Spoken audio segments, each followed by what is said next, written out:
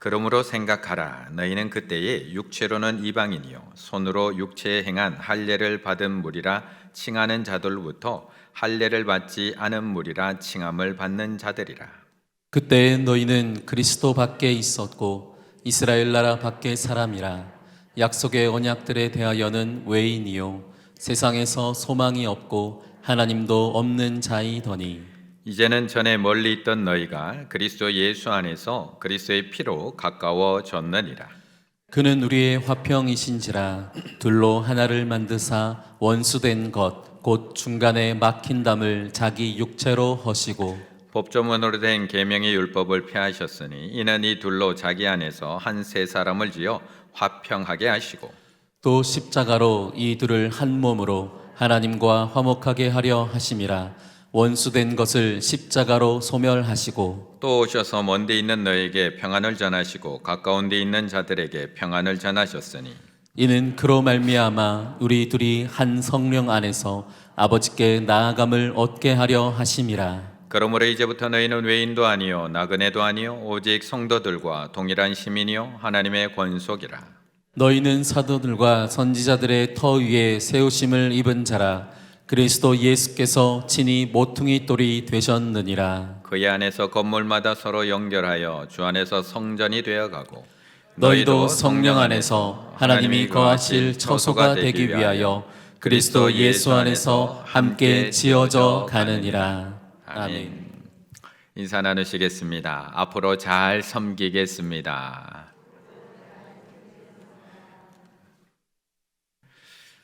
올해 1분기 경제 성장률이 0.7%라고 발표가 되었습니다. 아이고 너무 적어서 다들 걱정하고 있는 것도 사실입니다. 하지만 사실 우리나라가 이렇게 잘 살게 된 지가 그리 오래된 것 같지는 않습니다. 우리 어른들은 훨씬 더 잘 알고 있겠지만 불과 50년 전, 40년 전까지만 하더라도 지하 자원 하나 나지 않는 우리나라에서는 사람을 수출해서 돈을 벌어온 적도 참 많이 있습니다. 우리가 늘 기억하고 있는 독일에 나가서 탄광과 간호사로 일했던 파독 광부와 파독 간호사들 이야기에 대해서 우리는 너무 많이 들었습니다. 국내에서 일자리가 없고 일할 곳이 없었던 그 시절에 독일에서는 우리나라의 8배 임금을 준다는 이야기를 듣고 서로 독일에 가려고 줄을 서게 됩니다. 수백 대 1의 경쟁을 뚫고 그렇게 여러 가지 테스트를 거쳐서 독일로 날아갑니다. 그리고 그곳에서 주어진 일, 쉬운 일 주어졌을까요? 그곳에서 하지 않으려고 하는 그런 기피 업무, 혐오 업무들이 우리나라 사람들에게 주어지게 됩니다. 일을 하는데 말이 안 통하니까 곡괭이 가지고 가면 톡 가져오고 그러다 보니까 요거도 먹기는 일수이고 우유를 생전 안 먹어본 우리나라 사람들이 거기서 주는 빵과 우유를 먹고 배탈 나기는 부지기수였고 한국 음식 먹고 나면 냄새 난다고 그렇게 난리쳐서 제대로 음식도 한번 못 해 먹고 수당 조금 더 준다는 그 말에 탄광 막장 제일 안쪽까지 들어가서 생명을 걸고 일했던 우리네 아버지 어머니들, 그렇게 그곳에서 타양살이의 소름, 외국인 노동자의 소름을 다 겪고 그렇게 가족을 위해서 나라를 위해서 일하셨던 것이 우리들의 아버지 어머니들입니다. 그런데 그렇게 타양살이의 어려움, 외국인 노동자의 소름 이런 것들을 많이 겪어본 우리들이라면 우리나라에 찾아온 외국인들에게 우리는 어떻게 하면 조금 더 잘해주고 조금 더 선대하고 그들을 가족처럼 대해줘야 되는 것이 맞을 텐데, 물론 우리 주변에 그렇게 잘해주는 업체들 그리고 사업주들도 많이 있지만 여전히 아직도 그들은 우리에게 이방인이고 못 사는 나라에서 돈 벌려온 이방 사람들 뿐이라는 것입니다. 그들은 여전히 우리의 눈에는 한 가족이기보다는 어떻게 보면 조금은 내려다보고 있는 시선을 우리가 갖고 있을지도 모르겠습니다. 우리도 그렇게 힘들고 서로 봐놓고는 왜 저들의 아픔을 이해해주고 우리는 품어주지 못하는 것일까? 11절의 말씀 함께 읽어보겠습니다. 11절입니다. 그러므로 생각하라. 너희는 그때에 육체로는 이방인이요 손으로 육체에 행한 할례를 받은 무리라 칭하는 자들로부터 할례를 받지 않은 무리라 칭함을 받는 자들이라. 아멘. 우리는 늘 어려울 때 생각합니다. 아유, 나는 나중에 저렇게 안 해야지. 새빵살이 할 때 아유 난 나중에 집사면 저렇게 안 해야지. 우리가 학생 시절에 아이고 나는 나중에 선생님 되면 저렇게 편애 안 해야지. 자녀의 시절, 아이의 시절에 아이 나는 나중에 엄마 아빠 되면 공부하라는 소리 절대 안 해야지. 그런데 우리는 금방 있습니다. 그리고 내가 언제 그랬냐는 듯이 우리는 아이들에게 늘 큰 소리 칩니다. 나는 마치 항상 100점 맞았던 엄마 아빠였던 것처럼 공부해! 라고 우리는 늘 큰 소리 치며 나무랍니다. 우리는 시간이 지나면 늘 올챙이적 시절을 잊어버립니다. 내가 살면서 힘들었을 때, 공부하며 힘들었을 때, 직장 다니며 힘들었을 때, 시집살이 하며 힘들었을 때 우리는 금방 잊어버립니다. 그럼 나도 똑같은 사람이 되고요, 힘들고 어려운 사람들을 이해하고 도와주는 것이 아니라 내가 고생한 만큼, 내가 소름 당한 만큼 다 그렇게 사는 거야. 다 그러고 살았지 뭐 라고 이야기하면서 똑같이 대하면서 살아갑니다. 그런데 신앙생활도 비슷한 것 같습니다. 우리 모두에게는 다 올챙이 적이 있습니다. 여기 태어나면서부터 처음부터 목사였고 장로였고 안수집사였고 권사였던 분들이 있나요? 제가 태어나면서부터 양손 들고 축도하면서 제가 태어났을까요? 모두가 똑같은 과정은 아니지만 다 처음이 있었고요, 어설플 때가 있었고요, 아무것도 모를 때가 있었습니다. 맡겨진 일 하나 그거조차도 잘 못할 때도 있었습니다.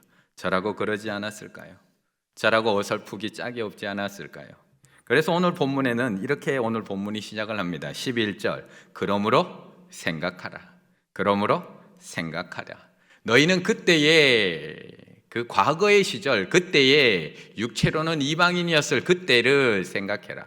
손으로 육체에 행한 할례를 받은 무리라 칭함을 받은 자들로부터 할례 받지 않은 무리라고, 야 너희는 할례도 못 받은 놈들이잖아 라고 칭함받았던 그때를 기억하라. 구원받기 전의 모습을 기억하라는 겁니다. 그러므로 생각하라, 회상하라, 잊지 마라, 기억하라. 이방인이었을 때, 할례도 받지 못하던 그 이방인이었을 때를 늘 생각하며 살아가라고 말씀하고 있는 겁니다. 올챙이죠? 잊지 마. 지금 에베소 교회는 이방 땅에 있는 교회입니다. 그러니 이 교회, 에베소 교회 안에는 유대인 그리스도인들이 많을까요? 이방인 그리스도인들이 많을까요? 이방인 그리스도인들이 많을 수밖에 없습니다. 원래 유대인들은 이방인들을 무시하고 멸시했습니다. 그래서 예루살렘 성전에 가게 되면 이방인들은 그 안까지 들어갈 수가 없습니다. 이방인의 뜰이라고 만들어 놓았지만 성전 안으로 연결되어 있지 않습니다. 성전 안에는 여인의 뜰, 이스라엘의 뜰, 제사장의 뜰은 하나로 연결되어 있어서 어떻게든 들어갈 수 있는데, 이방인의 뜰은 계단 19개 그리고 담으로 인해서 막혀 있었습니다. 그래서 이방인들은 절대 성전 안으로 들어갈 수 없었습니다. 이처럼 유대인들은 이방인들을 무시하고 멸시하고 지옥의 불쏘시개가 될 사람들이라고 생각하며 살았습니다. 그런데 이제 입장이 바뀌었습니다. 이제 입장이 완전히 바뀌었습니다. 예루살렘 성전은 무너졌고 예루살렘에 있던 기독교인들은 다 흩어졌습니다. 이제 에베소 교회는 유대인 그리스도인들이 아니라 이방인 그리스도인들이 훨씬 더 많고요, 이제 주류를 이루게 되었습니다. 그랬더니 이제 반대 현상이 나타나기 시작합니다. 이방인 그리스도인들이 유대인 그리스도인들을 무시하기 시작합니다. 편가르기 시작하고요, 따돌리기 시작합니다. 야 니들이 우리 무시했잖아, 기억 안 나? 따돌리기 시작합니다. 그러자 사도 바울이 편지를 보내고 있는 겁니다. 그러므로 생각하라. 그때를 기억해라. 그때를 회상해라. 너희가 구원받은 백성들이 되기 전 이방인이었을 때 그때 기억해. 허물과 죄로 죽을 수밖에 없었던 너희를 기억해. 단순히 너희가 어린 시절, 철부진 시절 아무것도 몰랐던 그때가 아니라 너희가 하나님으로부터 선택받기 전, 구원받기 전 그 상태를 기억해. 목사가 되고 장로가 되고 안수집사가 되고 이제 안수집사가 되고 권사가 되고 나면 가장 많이 듣는 얘기가 뭔지 아세요? 가장 많이 듣는 얘기, 너무 은혜로워지셨어요, 너무 경건해지셨어요, 이렇게 얘기 아니라 변했어요, 변했어요, 변했어요. 이 얘기 가장 많이 듣게 됩니다. 담임 목사 되더니 변했어요, 장로 되더니 변했어요, 안수집사 되더니 변했어요, 권사 되더니 변했어요. 분명 나는 똑같거든요. 나는 똑같은데 제일 많이 듣는 얘기가 변했다는 얘기입니다. 왜요? 변하는 게 당연하기 때문에 그렇습니다. 변하는 거 당연합니다.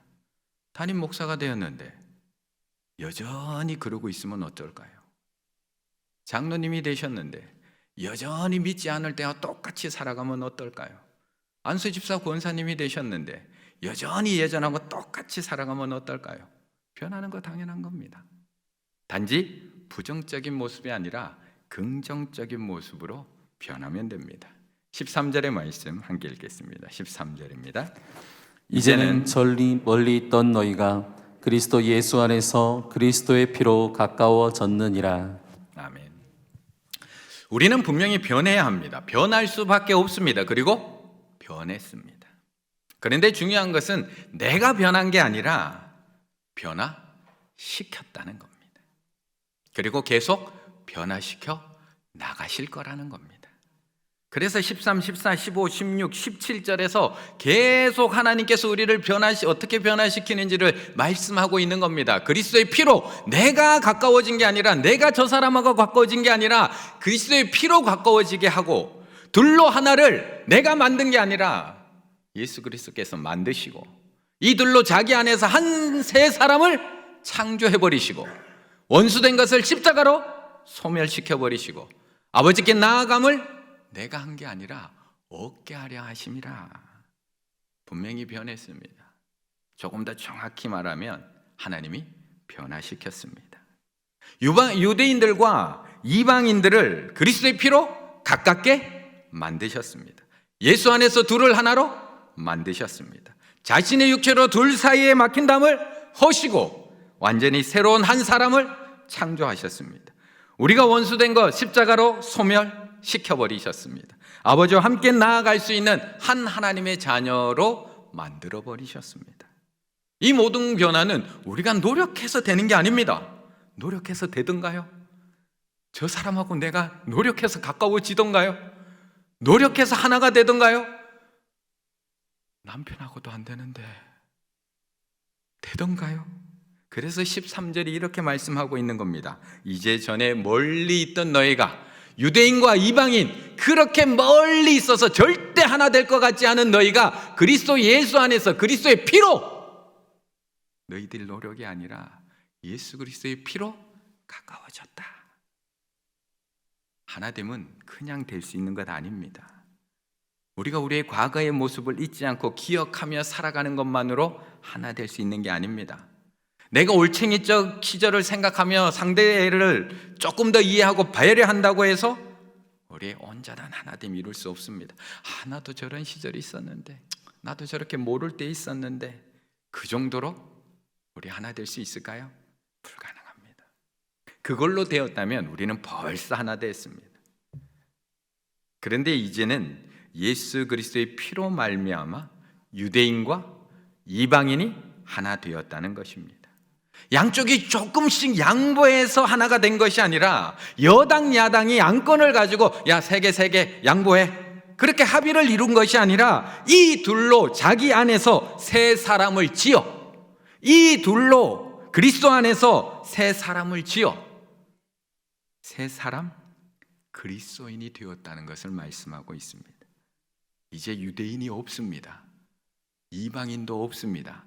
그리스도인만 있습니다. 예수 그리스도 안에서 유대인도 죽었고요, 이방인도 죽었고요, 새 사람 그리스도인이 태어난 겁니다. 예수 그리스도 안에서 나도 죽었고요, 너도 죽었고요, 그리스도인, 새롭게 창조된 한 사람, 그리스도 안에서 새롭게 태어난 그리스도인만 있다라고 말씀하고 있는 겁니다. 예수님은 하나님과 사람들을 갈라놓은 장벽인 죄의 담을 허물기 위해서만이 아니라 사람들 사이에 막혀있는 장벽을 허물기 위해서 오셨습니다. 예수님은 하나님하고 우리 사이에 막혀있는 죄의 담만 허물기 위해서 오신 것이 아니라 나와 너 사이에 있는 장벽을 허물기 위해서 오셨습니다. 그렇게 사람들이 하나 되면 하나님께 함께 나아갈 수 있습니다. 예수님은 사람들이 하나님께 연결된 길을 마련하기 위해서만 오신 것이 아니라 사람들을 서로 연결시키기 위해서 오셨습니다. 예수님의 장벽 허물기, 예수님의 이 담을 허무는 것, 그렇게 할 수 있는 가장 좋은 방법 가운데 하나가 뭐냐? 빵을 쪼개어 나누어 먹는 일. 왜 예수님께서 우리에게 내 살과 피를 나누는 일을 항상 기념하라고 말씀하셨을까요? 왜 우리에게 정기적으로 이 성찬식을 가지라고 말씀하셨을까요?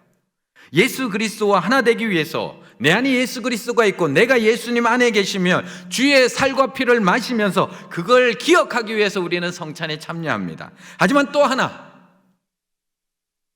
장벽을 허물기 위해서, 너와 나 사이에 있는 그 장벽을 허물기 위해서, 유대인과 이방인의 장벽을 허물기 위해서, 주님의 살과 피를 나누면서 형제 자매 사이에 있는 이 장벽을 허물기 위해서, 이것은 양쪽이 조금씩 양보해서 되는 것이 아니라 예수 그리스도 안에서 유대인도 죽고 예수 그리스도 안에서 이방인도 죽어야지만 그리스도 안에서 하나가 될 수 있는 것, 그리스도 안에서 내가 죽고 그리스도 안에서 당신도 죽을 때만 예수 그리스도로 다시 살아날 수 있는 것, 오직 나를 살리신 예수 그리스도 안에서 새로운 사람, 그리스도인이라는 새 사람으로 탄생될 때만 가능한 일이라는 겁니다. 에베소서 2장은 처음부터 끝까지가 하나의 주제입니다.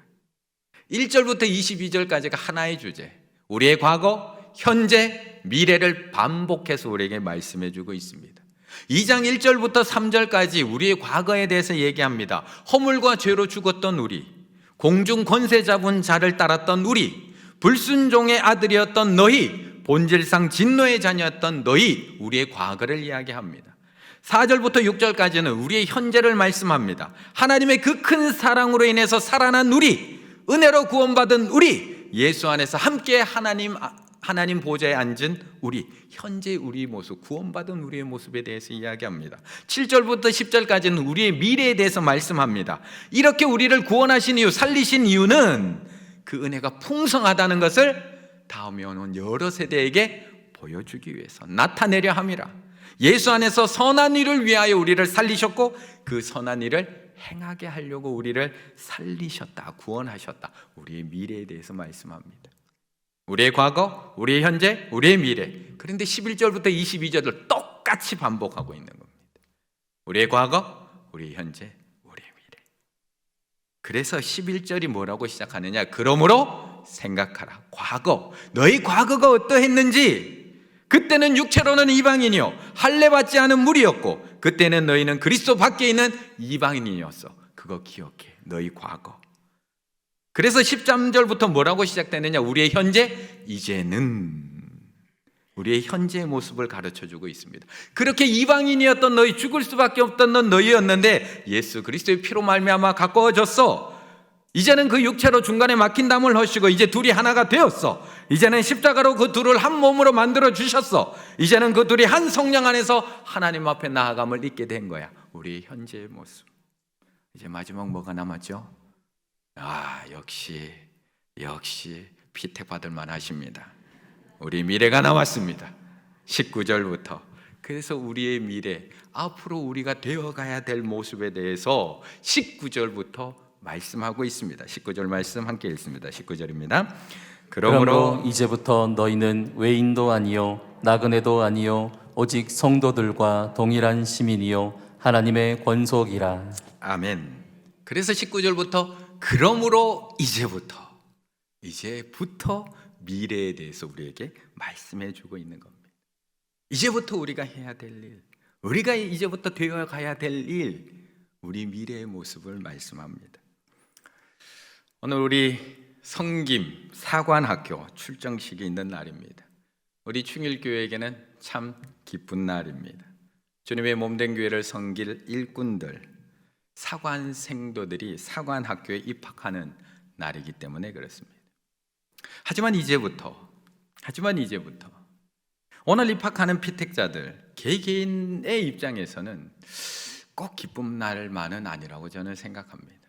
한편으로 저는 부담스러운 날이라고 저는 늘 이야기하고 생각합니다. 왜요? 타이틀부터 육군사관학교도 아니고 공군사관학교도 아니고 해군사관학교도 아니고 무슨 사관학교요? 성김사관학교. 성김사관학교. 앞으로 주님의 몸된 교회를 섬기기 위해서 내가 살아가겠노라 하나님 앞에서 선사하고 약속하고 교육받기를 시작하는 날, 기쁜 날인가요? 기쁘신가요? 섬김. 우리 사관생도들 무엇으로 섬기실 건가요? 어떻게 섬기실 건가요? 이제 성김사관학교에 입학을 하시는데 나에게 주신 하나님께서 각자에게 주신 은사로 섬기시겠습니까? 아니면 지금까지 이미 이 중에 열심히 안 섬겨 오시던 분 있나요? 안 섬겨 왔는데 혹시 세우신 분이 있으신가요? 다들 열심히 섬기셔서 성도님들이 인정해 주신 것 아닌가요? 여기서 열심히 안 하신 분 계시나요? 각자의 자리에서 각자의 주신 은사에 따라서 다 열심히 섬기신 분들 아닌가요? 물론 지금은 아닐지 모르지만 지난 시절 다 열심히 섬기셨던 분 아닌가요? 열심히 안 하는 분들 몇 분 계셔서 더 열심히 섬겨야 되니까 그래서 성김사관학교가 필요한 건가요? 아니요. 예수님께서 말씀하고 보여주신 최종의 섬김의 자리가 있다는 겁니다. 예수님께서 우리에게 보여주신 최종의 섬김의 자리가 있다는 겁니다. 마가복음 10장 45절 우리 함께 읽을까요? 시작. 인자가 온 것은 섬김을 받으려 함이 아니라 도리어 섬기려 하고 자기 목숨을 많은 사람의 대속물로 주려 함이니라. 아멘. 예수님이 보여주신 최종 섬김의 길은 십자가입니다. 예수님께서 우리에게 보여주신 마지막 섬김은 십자가입니다. 병든 자를 찾아가 주시고 그들을 고쳐주신 섬김 중요합니다. 배고픈 자를 찾아가서 그들에게 먹을 것을 나누어 주신 섬김 중요합니다. 복음을 전파하시고 복음을 증거하신 섬김 중요합니다.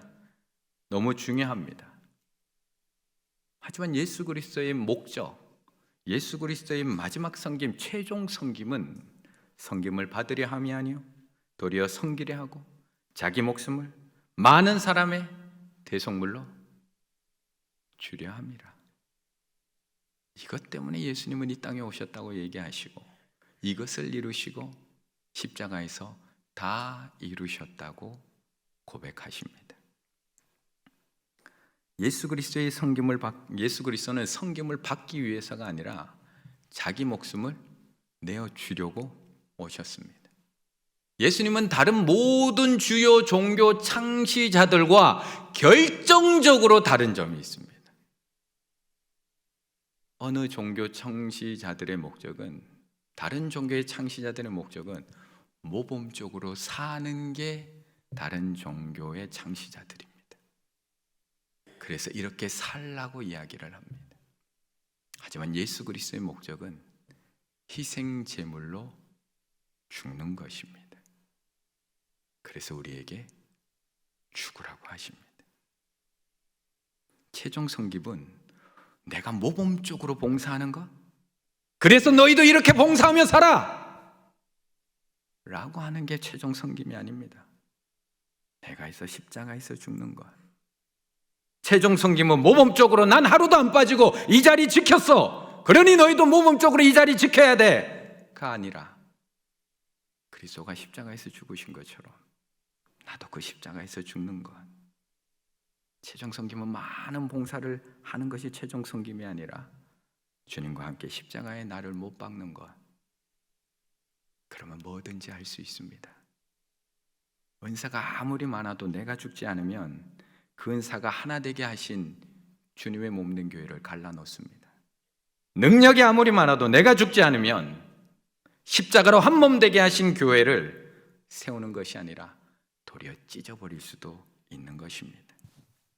그래서 오늘 성김사관학교 입학생들을 보면서 저는 기쁘기도 하지만 마음이 짠합니다. 앞으로 어떻게 주님과 함께 자기 목숨을 내어주는 최종 섬김의 자리까지 갈 수 있을 것인가? 저에게도 가장 큰 숙제입니다.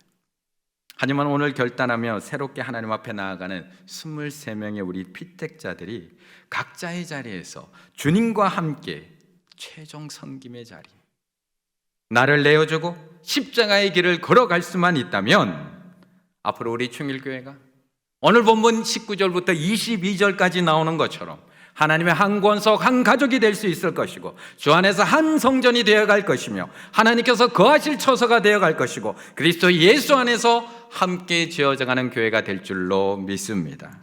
너희도 성령 안에서 하나님께서 거하실 처소가 되기 위하여, 하나님께서 거하실 처소가 되기 위하여 그리스도 예수 안에서 함께 지어져 가느니라. 지금 우리 충일교회 하나님께서 거하실 처소인가요? 지금 우리는 지어져가는 중에 있습니다. 하나님께서 거하실 처소가 되기 위해서 함께 지어져 가는 중에 있습니다. 우리 충일교회 건물이 아무리 예쁘게 지어져 있어도 하나님께서 거하시지 않는다면 이 건물이 무슨 필요가 있는가요?